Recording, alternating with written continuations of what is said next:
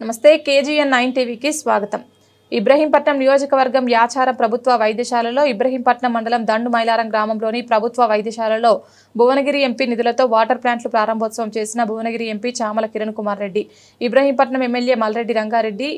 Gaddiannaram market chairman Chiluka Madhusudan Reddy, Congress party రాష్ట్ర నాయకులు EC Shekar Goud, Ibrahimpatnam market committee chairman Kambalapalli Gurunath,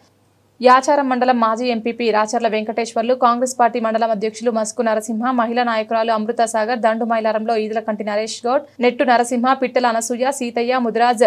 రావణమోని Lingam Ravi, net Galayya, వైద్య ఆశా వర్కర్లు తదితరులు పాల్గొన్నారు.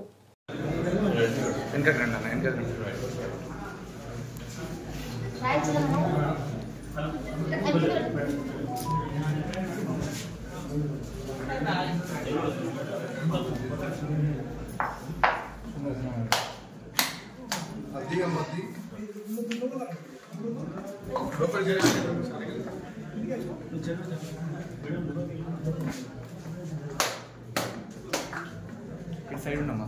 తర్వాత